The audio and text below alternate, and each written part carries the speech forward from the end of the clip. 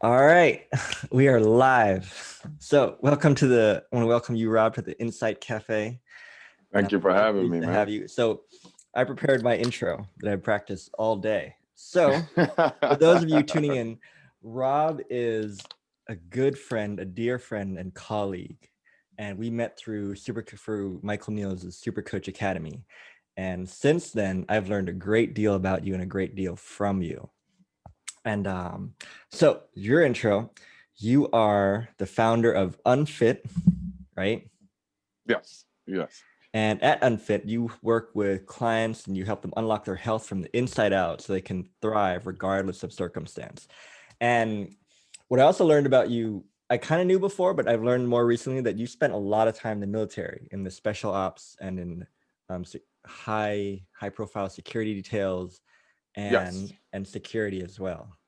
Hmm. Right. And now you live in Yeah. California. Yes. Sunny California, where I'm freezing right now because it's like 68. It hasn't got up to 80 yet, so I'm freezing.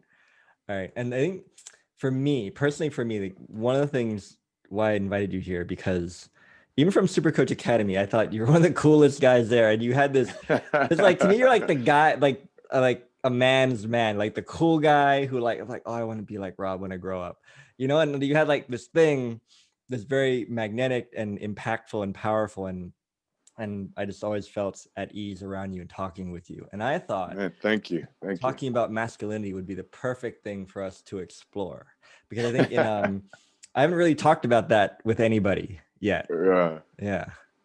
It's So funny. cool. I haven't talked about it either until we were touring it around. And I Mm. was like, ah, that's pretty funny because masculinity, if I were to look back, could account for some unpleasant experiences that I've had in my life. Me too. And so it kind of got me to thinking like, wait, maybe I should look at this masculinity thing. And then you kind of lay it out. But go ahead. I don't want to take that. Yeah, I follow you, but yeah. yeah. That's exactly it. Because when we started playing around with it, I realized that there were so many premises I had around masculine, or in my head, what's it mean to be a man, that have Yes. really, I guess, behind the scenes kind of led like a lot of behaviors or decision making in terms of how it affects the way I do business, what I aim for Mm-hmm. business, how I approach money, how I approach relationships, how I approach day-to-day, Life. how I approach Like life, you're basically. yeah, you're Yeah, dividing it life, up, but basically life. life. Yes. And I didn't realize it until we started talking about it and we looked at the premises of masculinity, and I'm like, okay, hold up. This Yeah. is coming from these premises. So Mm-hmm. so let's just start it off. Like, what does the nature of masculinity look like to you, and what are some of the premises that you see as being very influential, especially for men and women too? Okay. Well, I'll start with the comparison of how I was taught it and what Mm, it looks like to me now. So mm, I grew up playing sports, football, basketball. And so those are very male, masculine driven sports. Don't let anybody mess with you. Don't let nobody, be a man, stand up, fight, even mm, if it makes sense to, right? And so that was kind of ingrained in you. And that took on this belief in my mind that I needed to do this. I had to be the biggest and the baddest to be a man, or mm, at least I had to beat my chest harder than the next guy, kind of like on some peacocking, in hopes he would believe my expression and back down. Now, I really didn't want the smoke. I really didn't want the smoke, but I would hope that my show of masculinity would make him back down. And that carried on probably into the beginning stages of the military. And the first time I had it challenged was a supervisor who was just about better at everything than me. mm, He was somebody I admired, I followed, I watched. He was better at basketball with me. He was better at being an NCO. Like, he was just so good. And I remember one time he walked up on me and he said, "Fight me." I'm like, "Dude, like, why would I fight you, Chief? Like, it's no." And he was like, "You're out here fighting these people." Like, I was fighting other peers, trying to, again, prove that I was the baddest protection guy or mm, security guy in our unit. And he was like, "Fight me." But I had such an admiration for him. And he was like, "That's just stupid." And it was kind of like, okay, so what am I supposed to do then? Like, and he when he said it, it was just kind of like, okay, I get it, but I didn't have anything else to compare it to. Mm. And it wasn't until later on when I got into personal protection. So I started out with protection of airfields and aircraft and things like that. And then it went to nuclear weapons. But then after I kind of honed in a few different skills, I got to protecting people. And that changed the ball game because you start going to different schools, you start learning different things. But the first school they sent me to was the school called Raven School. Mm. And it's 21 days of learning how to fight and how to handle yourself when you don't have a gun and when you're against the odds. Mm. And what they showed us during that school is, even if we were getting the better of somebody in the fight, they would just send 2 more people in. Oh, and even if we were like, if there were somebody who they knew were very skilled at fighting, like I had already competed in Brazilian Jiu-Jitsu by the time I got to the school, so I knew a little something. They'd be like, okay, before you do your eval, come over here, just start doing jumping jacks and burpees for us. And so you're over in the corner before your physical eval of fighting to pass the course, doing burpees and just blowing your energy. And then they say, all right, start on your back. And I'm like, what? And it clicked. They needed to beat out that, what I would call immaturity of thinking, I want to fight everybody. I need to prove that I could fight. And it was kind of this settling into, the more and more I learned how to fight, shoot, I didn't want to anymore. It was like, it became like, no, I don't want to harm anybody else. I don't want to have to do this. I really would like to kind of get out of it if I can. And that was huge for me, because that was the first time my masculinity seemed like it was a choice. So it was, yes, I can fight you if I have to, but I don't have to. If I can handle this with a conversation, then I'll do that. And that was the first time it happened. And then it kind of similar to you, I thought it was just in this area, or just in this area, or just in this area.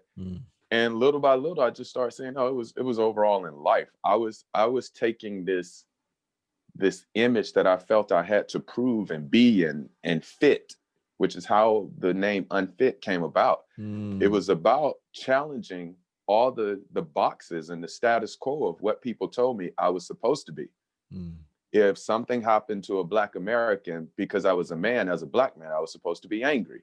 If something happened to a female as a man, I'm supposed to be angry. It was just like all these different things they were telling me I was supposed to do, or how I was supposed to respond as a man, that didn't resonate. You know, and it was just weird. And it all started falling apart through, like you said, things like Super Coach and Emerging Voices, to, oh, that too is just me thinking. Because no matter what, as if I beat my chest and I prove that I'm a man, and I find myself in a fight and I win that fight, I'm still leaving with some bruises. Yeah, we talked about that. Yeah. Yeah. You don't leave a fight without a scratch or a bruise, or, you know, so it's like, well, wait, why would I do that then? Like, it almost seems like even taking that doesn't make sense if I don't have to, you know. And it just changed for me, man. It just really settled me into a security of myself, and not having to prove anything, not having to fit in any box. And that's what it's all is. It's just not trying to fit. If you fit, great. But if you don't, then don't try. Don't. Yeah. To add on to that, I think in one of our conversations, what I really saw for myself is all the boxes I was trying to fit myself in so I could feel secure.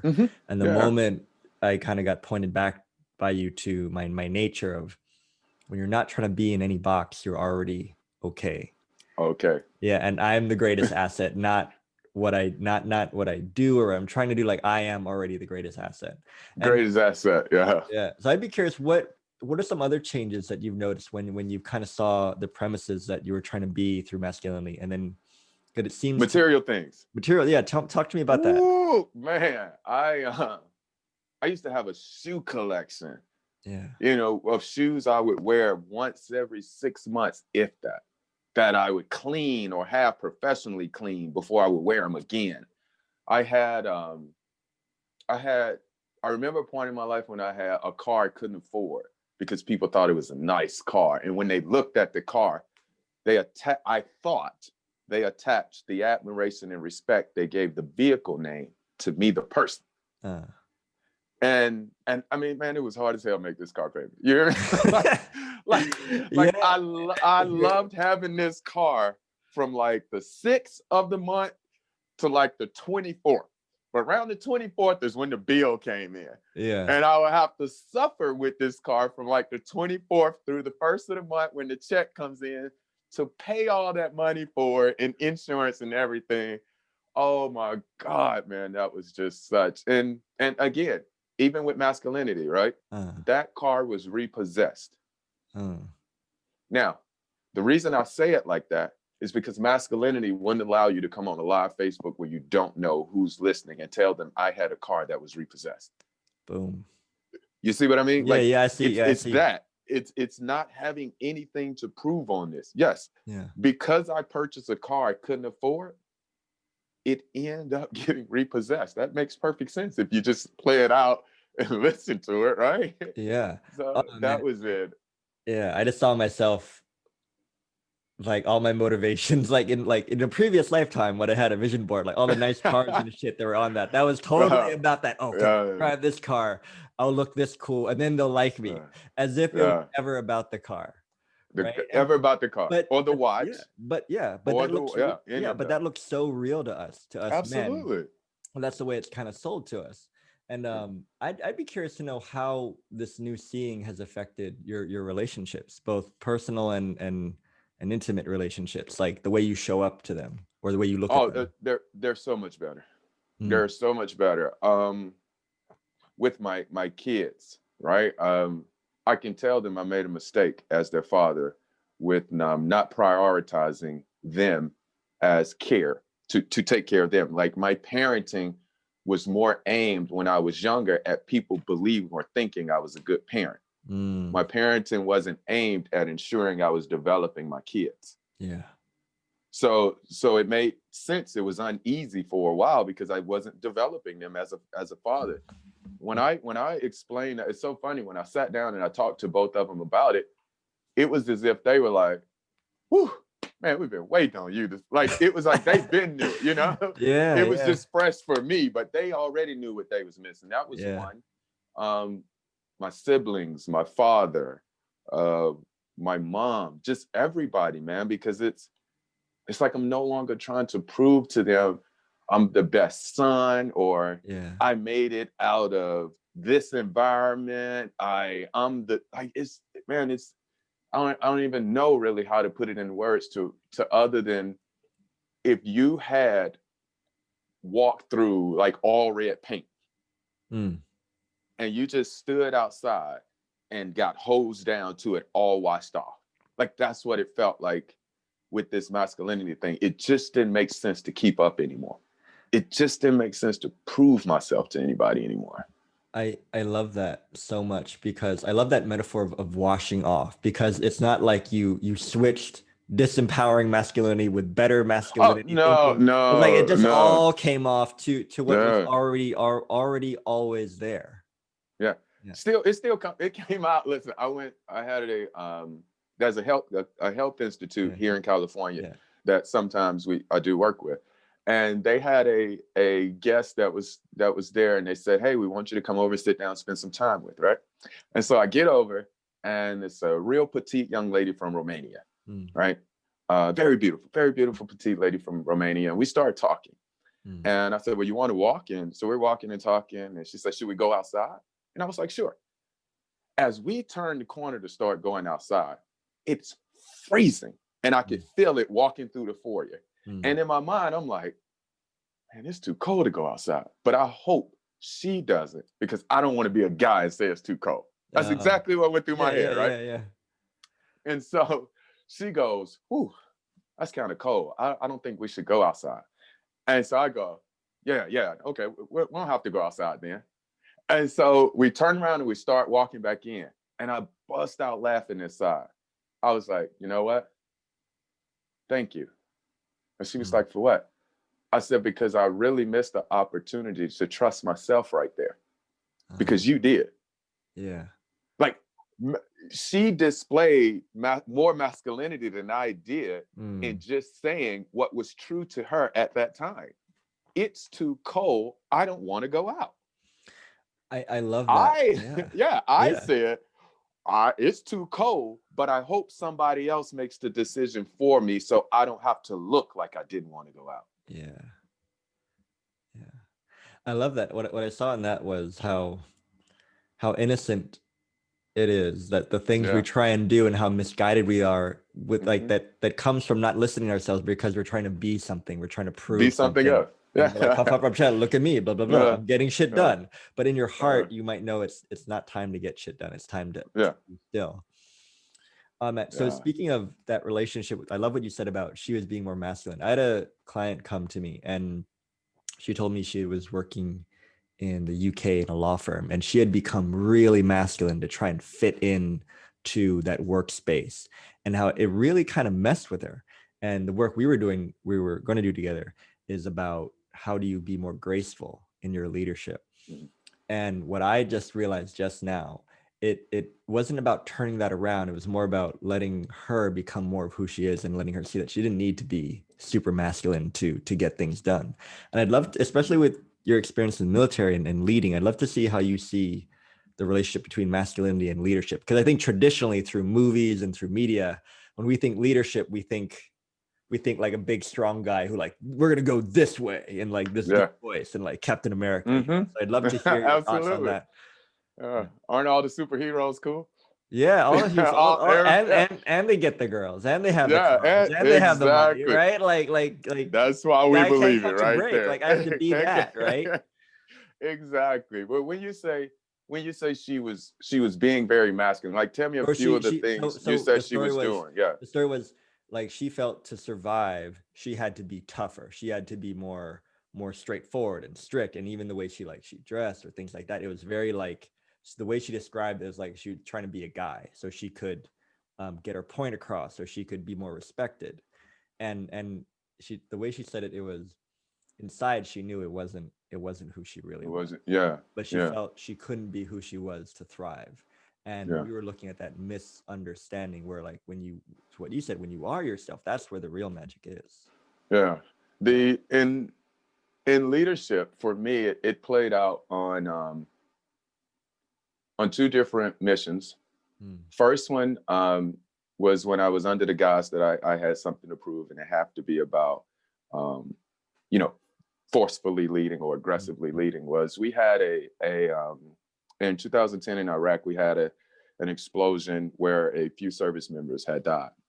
And by the time we get there, it was the first time that some of I call them kids, but these were 18, 19, 20-year-old new service members in the military. At this point, I was within 5 years of retiring, 6 years of retiring. So I was considered an old head, but this was their first deployment. And when they saw those dead bodies and they saw, the white blankets and the blood beneath as they go into the hospital and things like that, as we're setting up security, the next day when we get to work, I walk in and the feeling's off, right? The feeling's off. So I get this rah, tough, kick your ass speech about you better wake the F up because we out here fighting a war. And I mean, hardcore, like on some General Patton shit, right? And one of the kids said, but Sergeant Cook, you didn't see those dead bodies?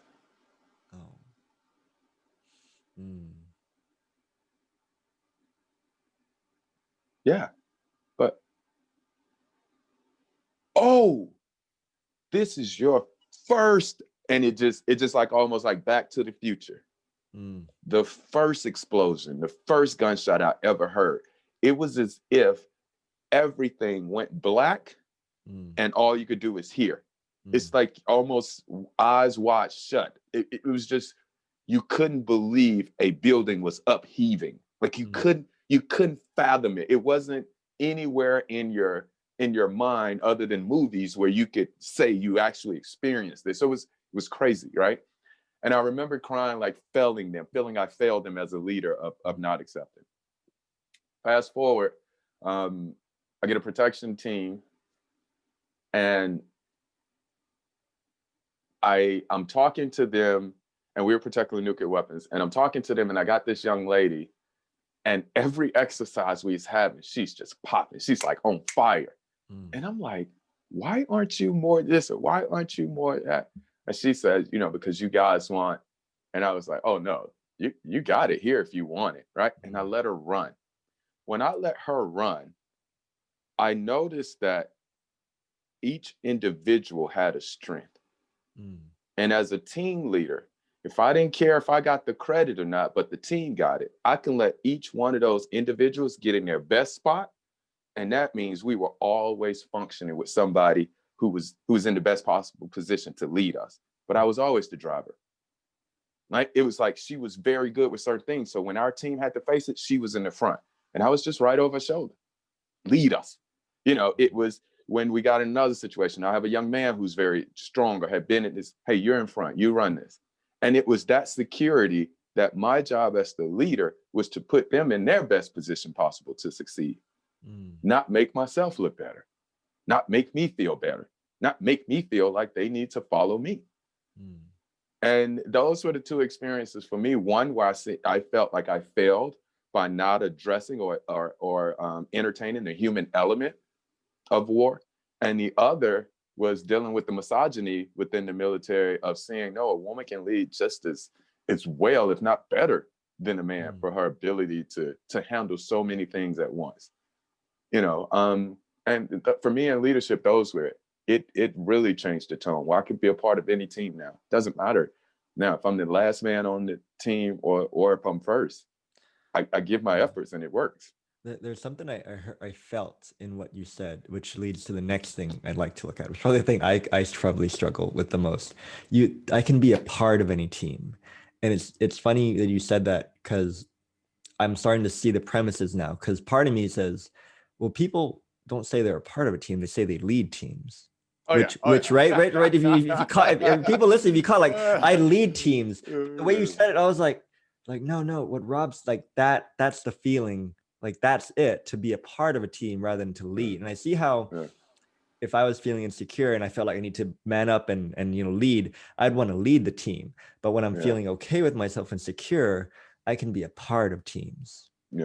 So that's so cool. So I'd love to ask you about what does control look like to you now, given what you see about masculinity? From my side, what I've noticed about me is I always felt, or at least that's what the way it looked like to me, like the coolest guy looked like he had it under control, or he had this idea of control to manage, to make shit happen, right? To achieve the impossible goal. And if you could do that, you were the cool guy, or like you were the alpha male. And it looks oh, I love that alpha male. Yeah, the alpha male, right? Alpha male. That's not even true, by the way. I looked it up. Let me tell you a funny story about alpha male. I had a young trainer at a gym I worked at, and we just had a lot of conflict.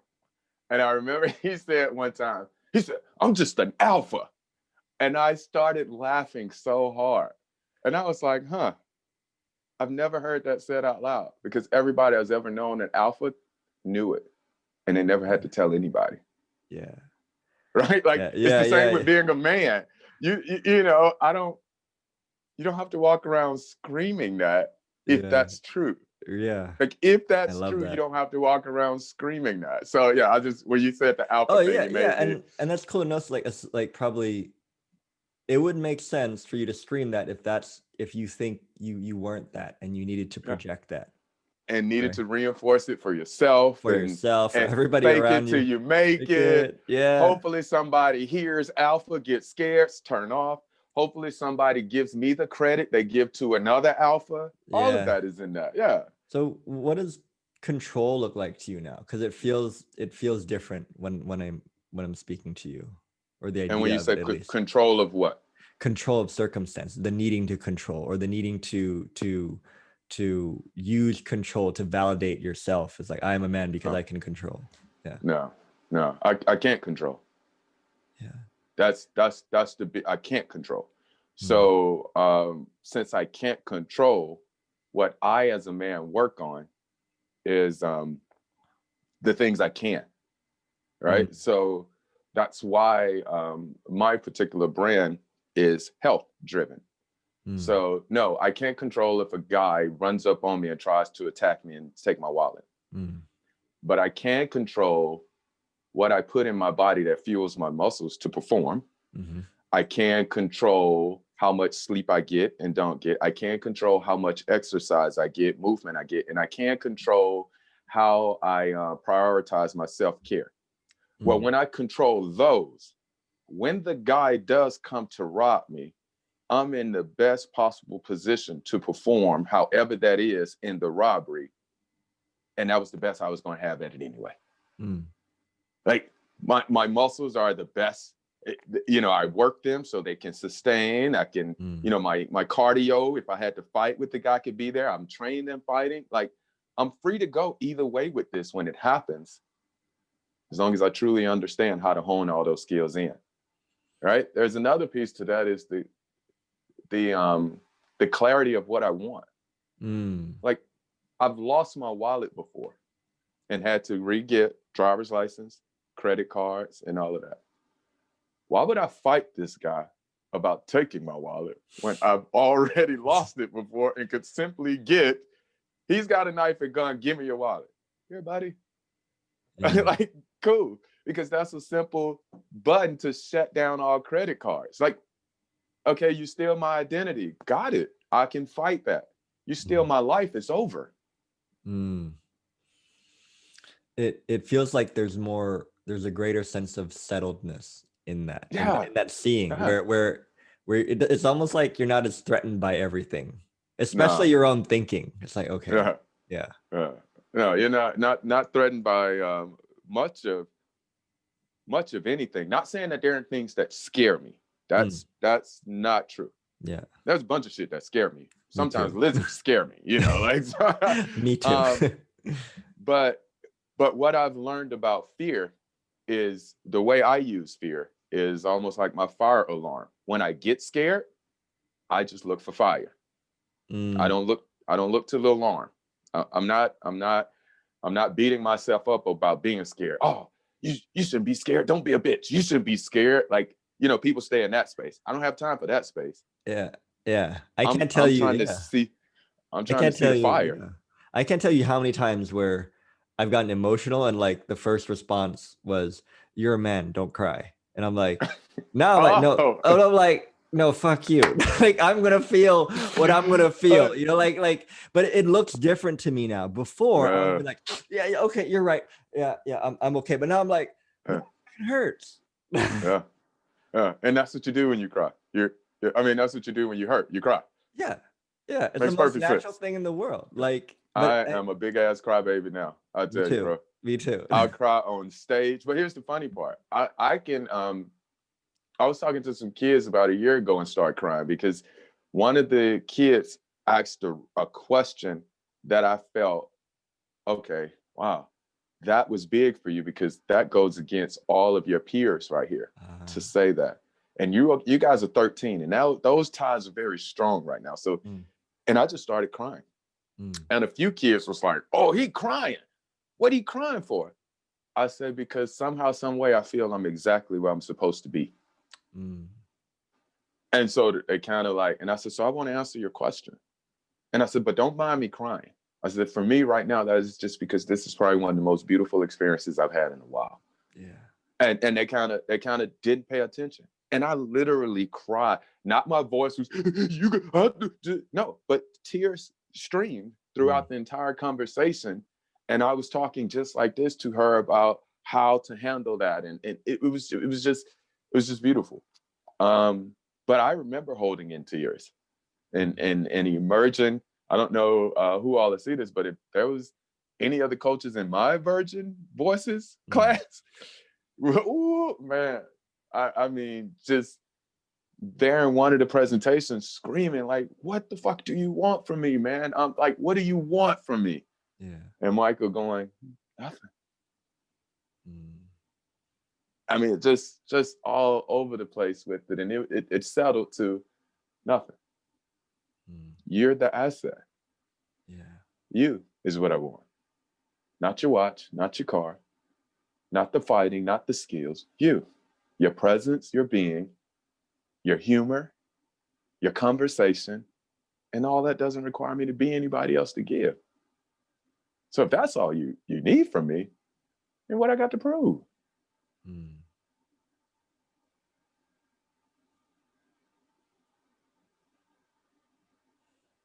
I mean, what I got to prove? That's just me though. Like, I know, some guys may be like, man, I ain't buying that. And that's cool too. But again, being the fact that I'm very comfortable not fighting and I'm very comfortable fighting, I'm okay either way. Right? I'm okay either way. Don't want to fight though, but I'm all right if I have to. The image that comes to mind is I see like the more this idea of as men, who we have to be and what we're trying to prove to the world and how much money we have to make and what car we have to drive, the more that settles down, the more our natural presence expands. Yeah. And we are so much more of service to the world and to the people around us when our presence expands. And I can see how a lot of men might get caught up dealing with who they're trying to be in the world and what they're trying to create and how that's keeping them from their own presence that's always there. That's what I heard in what you shared. Yeah, I like that. Because that's what it was for me. Yeah. It was choosing these masculine identities that I thought would get me what actually just being myself got me.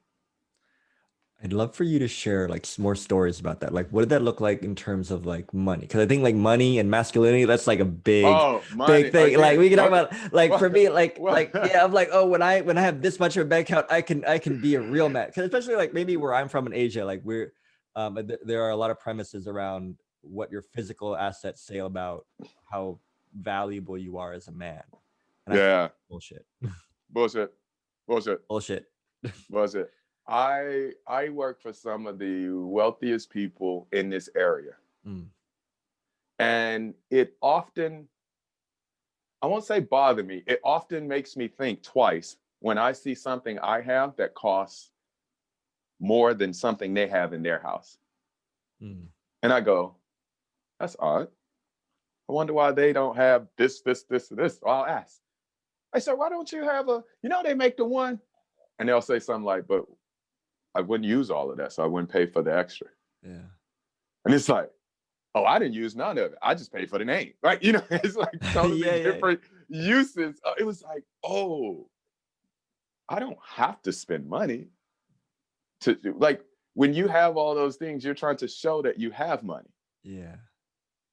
But keep on showing you have money is how we have that Nikon bankrupt, or we have the ESPN 30-30 episode of athletes who made multi-million dollars that are now broke within 5 years. That's the statistic, right? So money-wise, it was learning that even during the times when those cars were repossessed, my debt was climbing. It was the darkest times of my life. But I found happiness, or I found myself before I got any of that back, so I couldn't attach it to that. So for instance, if you look at, even on my website, and on my website or posts or pictures and stuff, you'll see some earrings on some of those pictures. Yeah. And I'll never forget the day I decided to take them out. And it wasn't because I don't like earrings. It was just because I said to myself, well, if we're going to wear earrings, so at least make sure they're real. Because I'm wearing them for the appearance of having a carat diamond in my ear. And if I can't afford to have a carat diamond in my ear, then I'm certainly not going to walk around and express that I can. Right? Like that didn't feel real for me. So I took them out. And I haven't put them back in because I haven't even really thought about it in 8-9 months. Yeah. Right? And I thought it would make me look different though. I thought that I thought it was a style thing. I thought something would be different. And the only thing was different is I don't have in my mind that I got to go spend a couple $1,000s on some earrings so I can look cool. Yeah. Right. And I found happiness, man, with the least amount of money I've ever had in my life. Tell me about that. Meaning, again, cars being repossessed, paying of alimony through a divorce, bills piled up on my head. And when I found happiness and joy, I got a sense that I was going to be okay. It was like, oh, I don't need any of that anyway. Oh, that makes this all the way easy. Yeah. Now I can have them if I want. Yeah. You know, I can have them. I could purchase something if I wanted to, but it doesn't make sense to go out there and purchase it for the purpose of letting you know I got it. You know, I bought a truck once. I bought a truck once that had a third row seat and was probably about, I'd say about $7,000-8,000 more on the financing of the truck because I wanted the big version. Yeah. What? You wanted that was what you chose to, and I don't even know if anybody ever looked at that truck with me driving and said, "Oh, that's the big truck." Like, yeah, you know, like I don't know if anybody ever did it, but yeah. it was the premise of me making that ignorant decision. Oh man, what's coming to me is this huge premise. So our mentor Michael Neal, he says, so much of what we want is what we think will make us happy, and so much of what we want is what we think we can have. And in this conversation for men, it's like so much of what we want is what we think will give us a higher status or whatever. Which is bullshit. Oh, bullshit. Yeah. Bullshit, because I don't have a Lamborghini, but I have access to one. I don't own a private jet, but I fly on it when my client takes me with him to particular places. Yeah. I don't have the money to stay in presidential suites or whatever. But when I did protection, by virtue of my job, I've always stayed in them next to the people I was protected. Yeah. So I've had the experiences of all those things without the money, where I got to see that, man, jet fuel is expensive. Jeez, like, yeah, I don't even want to own a jet, right? Yeah. Like, I don't want to own a jet because it's expensive. And even like one of my clients, the reason I said Lamborghini, one of my clients the other day asked me to do him a favor with having some adjusted in his car. And I thought it was going to be the car he uses to go back and forth to work because he had a meeting. I hear, vroom, he backs his Lamborghini out the garage. Yeah. And just not even give me a story. Like, again, you can tell when people are really comfortable with having stuff. Like, if I got a Lamborghini and Nikon, I'm letting you drive it. Nikon, don't do this. Make sure you do that. Don't drink in my car. Don't do, like, I got all this stuff because I know I'm really barely on the cusp of having it anyway. And if anything goes wrong, I'll probably lose it. Yeah. He backs it out and was like, all right, just I got to get on this call, so I'll see you when you get back. I'm sitting in the car, nothing, like no safety net, none of that. I'm sitting in the car and can't even find fucking drive. I'm like, that's me too. So he comes back out like, something wrong? I was like, drive, bro. Like, where's drive? You know, and he laughs and shows it to me. And now I'm in a Lamborghini, right? Yeah. And I'm like, all right, let's do this. Yeah. So I'm driving. And nobody's looking at me really, right? And it's because I realize nobody drives a Lamborghini 30 miles per hour, Rob. That's showing people this is not your Lamborghini, right? Like, I'm not raising the engine because I don't want to do anything. Yeah. I am completely showing in this something is not matching. The security level of me driving and the vehicle that I'm driving, that's not his.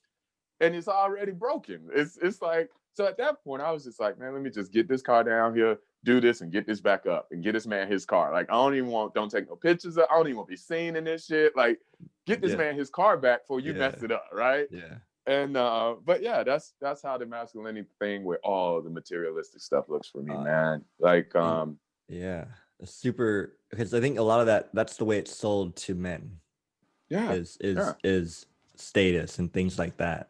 And one last thing, what would love to touch with you, because in one of our conversations, you spoke about relationships and unconditional love and the way that relates to masculinity, because I now see how when I'm not so bothered about my own masculinity, especially in relationships, something else comes through. There's less control, something else. And you call it unconditional love. And you said something really important to my friend Caleb about love and relationships. And relationships is very conditional, and love, and how I see now how if I'm really caught up in my own masculinity and needing control and needing to prove things, that's totally going to mess with my relationships, especially romantic ones. So I'd love if you could speak to that, because I think it's so important for men to hear.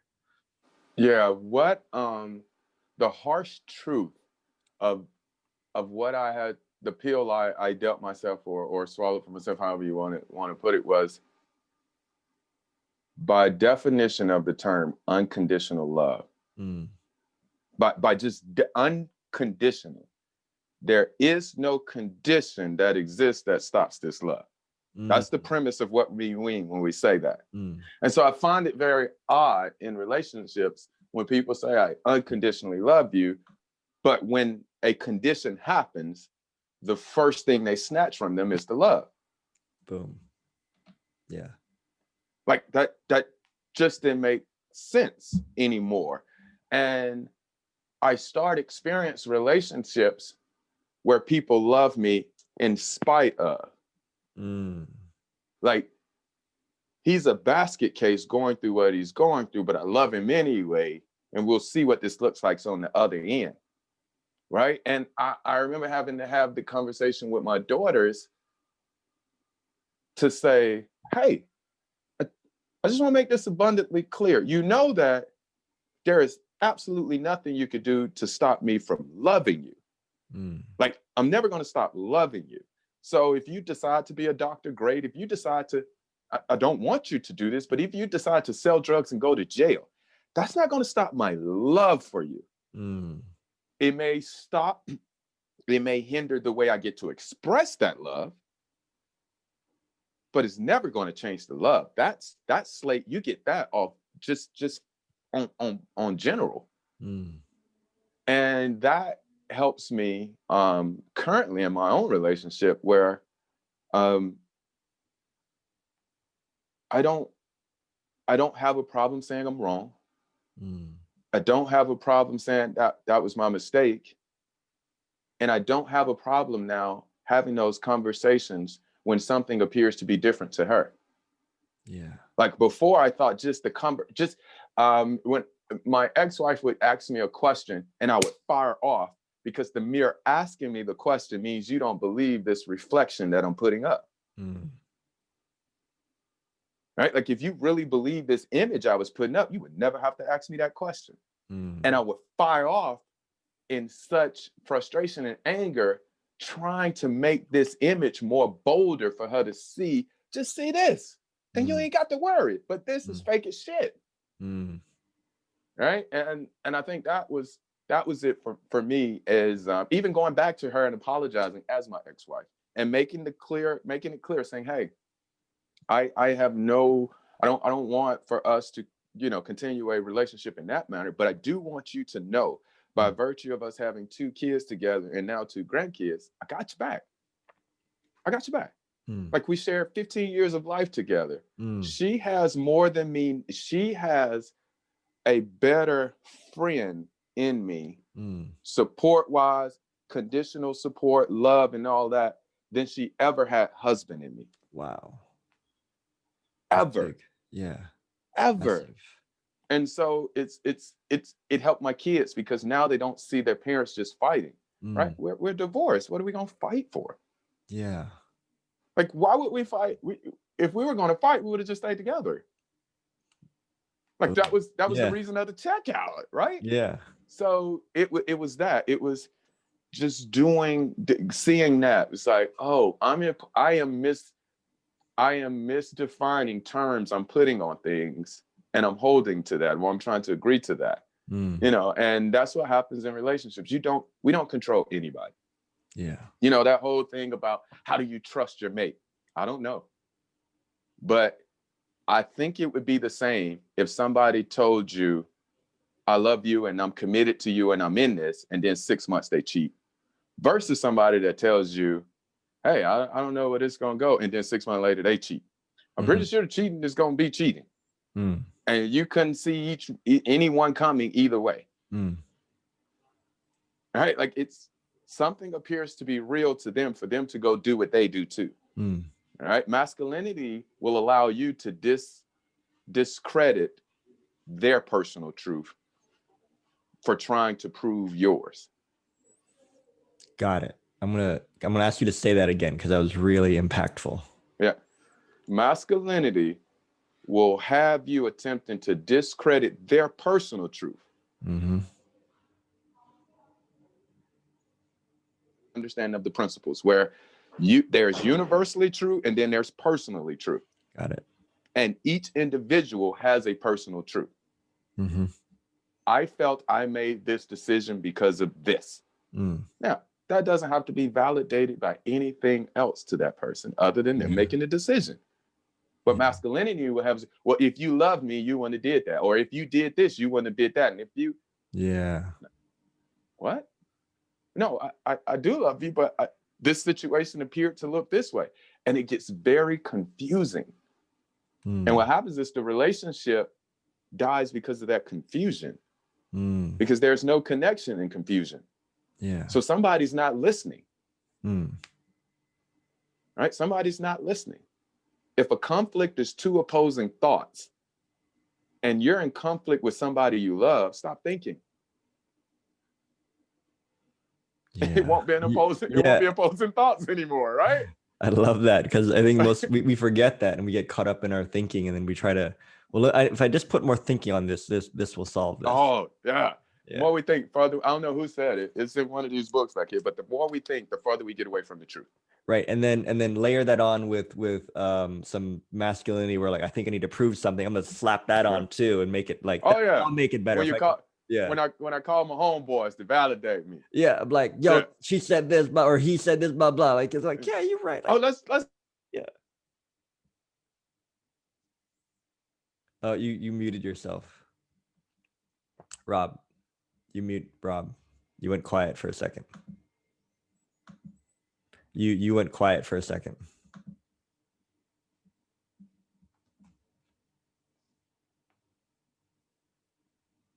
No, you went quiet. Oh, we'll figure this out.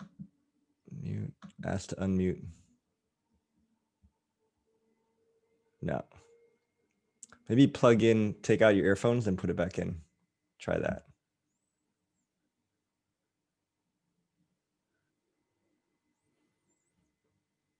No.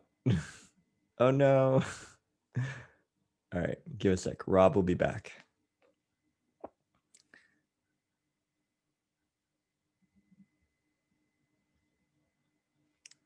And he's back. And he's coming back.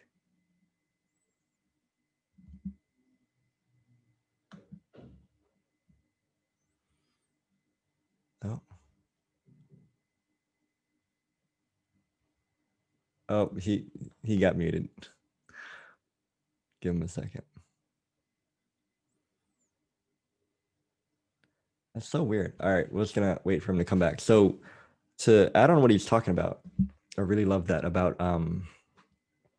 it's true when you're in conflict and you layer on your own thinking about it, it just makes it way worse when it's way better to recognize that you're in conflicting thoughts, and more thinking doesn't help at all. It helps better just settle back down. And what I loved about what Rob was saying about when you take off the conditions, especially on yourself, and what you think you have to prove and you think you have to be, then things just flow for you. And Rob is going to be back in because I just saw him. All right. What about now? Yep, you're back. Now you're back. All right. Am I sideways? Yeah, you're sideways. Yeah, I figured. Hold on. Here's the switch in a second. That's okay. All right, here we go. I'm just going to hold it. All right, keep going. So I want to respect your time. We're coming up to the top of the hour. I'd love for you to, what are your final thoughts on the things you've been talking about? And what are you up to? Where can we find you? Where can we connect with you? What are you excited about? Cool. Final talks on the masculinity, man, is just like anything else that we talk about. If you believe it, you'll believe it.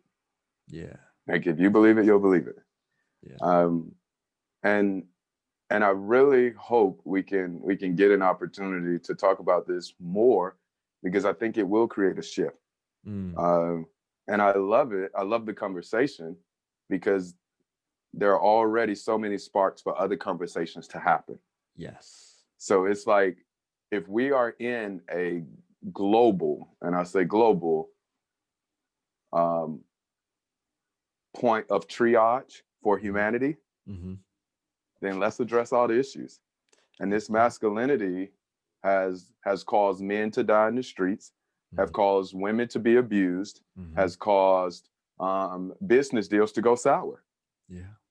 And it doesn't have to be that way, because it's a thought, just like maybe not as considered as negative as racism, or maybe not considered as negative as misogyny, but it's a thought all in itself, the same. Right. You know what occurred to me too, actually, for all the women listening, is to notice just how much stuff men have going on beneath the surface that might not be as evident, but it'll come through behaviors or stress or pressure. But there's a lot going on underneath the surface. Like, can you imagine having to prove yourself all the time? Like that has to manifest into unhealthy behaviors, either eating or negativity, or like the way you treat other people. Like, yeah. I get it, but for the women who are listening, if I could, wear their heels for a moment and ask you a question, do you think it's easy being a woman? Yeah, exactly. So that's like, another podcast. Yeah, that's what I'm saying. It's like compassion on both levels. I get you saying, 𝐸𝐿, that it's hard for a man, and I'm supposed to, but it's hard. Bro, you think it's easy? So it's that just, no, let me settle down a little bit, right? Because it's hard being human. It's hard, especially being human. trying to fit in any of these social classes or social, or the communities or anything that we've set up, because it creates us, it creates a competition, or it creates a us versus them. So, and hopefully through this conversation, we can point to a way or perspective that makes it a little bit easier to be human. Yes, I would love that. Yeah. I would love that. Yeah. That's gonna be our next. Our next conversation. How to have a better time being human. Well, cool. I'm cool to come to Thailand virtually anytime you want, man. That's a long flight for real, though. It's a long flight. All right. So where people can find me, you can go to unrobcook.com. And you can subscribe to my Mind and Body Breakthrough Plan. It's a kind of introduction to the things I teach about the 5 keys of health: prioritizing self-care, moving often, eating balanced, sleeping well, and laughing a lot. Right? Like, those are my 5 keys I do to kind of balance out my health plan. You usually see me. Going to be doing some work here a lot more in the 3P community. So just find me on social media at @RobCook on Facebook, Instagram, and man, let's ride. All right, let's ride. So thank you so much for your time and your insights. This has been a really healing conversation for me. I've seen so much about myself and the way I show up, and I see what's possible now for myself. And I see a lot of the premises kind of melting away for myself too, about like the way leadership and money and relationships, and I see so much more now. So I really want to thank you for your time and energy. No, I appreciate it. I appreciate reaching out, man, and keep doing it. All right. It's beautiful to see someone, as I'm not going to call you young, but a younger man who's willing to challenge himself and open up to this. So I appreciate and applaud you as well for even having the conversation. Yeah. Thank you so much. All right, Rob. All right, man. Thank y'all later. We will talk. All right. Bye. All right, bro.